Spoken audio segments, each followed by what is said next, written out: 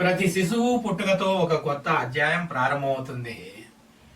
ఆ శిశువు భవిష్యత్తు కేవలం జన్యుపరంగా నిర్ణయించబడదు.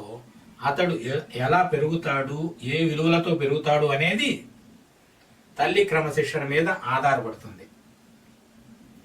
భారతీయ సంస్కృతిలో మాతృదేవోభవ అని వేదవాక్యం చెబుతున్నది. ఎందుకు అంటే తల్లే మొదటి గురువు, మొదటి క్రమశిక్షణాధ్యాపురాలు. ఒక తల్లి తన బిడ్డను పుట్టుక నుండే నియమ నిబంధనలతో శ్రద్ధతో తీర్చిదిద్దితే ఆ బిడ్డ భావి భారత పౌరుడిగా సమాజానికి ఉపయుక్తమవుతాడు. శిశువుకు చిన్ననాటి నుంచే తల్లి ఇచ్చే క్రమశిక్షణే అతని భవిష్యత్తు. సమాజానికి సేవ చేసే పౌరులు పుస్తకాల వల్ల కాదు, తల్లి పాల వల్ల, తల్లి పాఠాల వల్ల తయారవుతారు. క్రమశిక్షణే శిశు విజ్ఞానానికి పునాది, లక్ష్మీ కటాక్షానికి ద్వారం.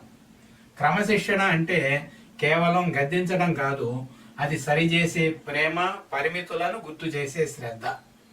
తల్లి సమయానికి ఆహారం పెట్టడం శరీర క్రమశిక్షణ, శుభ్రత అలవాటు చేయించటం ఆరోగ్య క్రమశిక్షణ, ప్రార్థన అలవాటు చేయించటం ఆధ్యాత్మిక క్రమశిక్షణ, సత్యము, ప్రేమ, కరుణ నేర్పించటం నైతిక క్రమశిక్షణ. ఈ 4 క్రమశిక్షణలతో పెరిగిన పిల్లవాడు సమాజానికి దివ్యకాంతి లాంటి పౌరులుగా మారతారు. శిశువుకు తన మాతృమూర్తి శారీరక క్రమశిక్షణను కూడా నేర్పాలి. శిశువుకు సమయానికి ఆహారం, నిద్ర ఇవ్వాలి. ఇది శరీరంలోని బయోలాజికల్ క్లాక్ను సరిచేస్తుంది.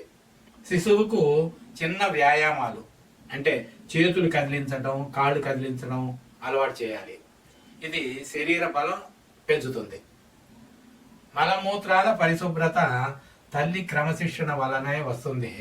శుభ్రమైన వాతావరణం పిల్లలను రోగరహితుడిగా ఉంచుతుంది. పిల్లలకు చేతులు కడుక్కోవడం, దంతాల శుభ్రత చిన్నప్పటి నుంచే అలవాటు చేస్తే జీవితాంతం శరీర కాంతి నిలుస్తుంది.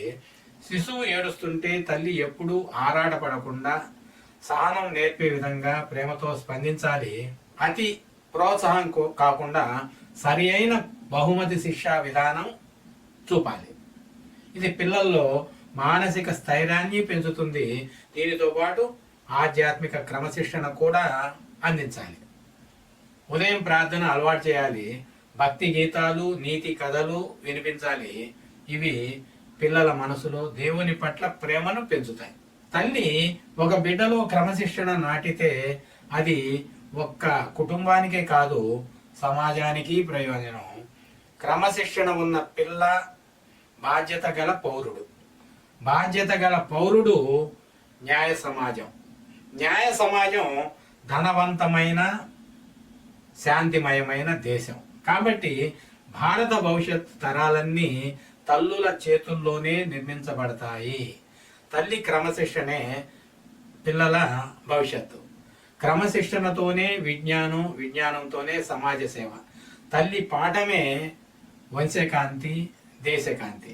అందువల్ల ప్రతి తల్లి తన బిడ్డలో క్రమశిక్షణ విత్తనం నాటాలి. అది మొలకెత్తి వృక్షమై, ఫలమై సమాజానికి నీడ, ఆహారం, కాంతి అవుతుంది. మాతృ క్రమశిక్షణే భావి భారత భవనము. శుభం భూయాత్. జై శ్రీరామ్.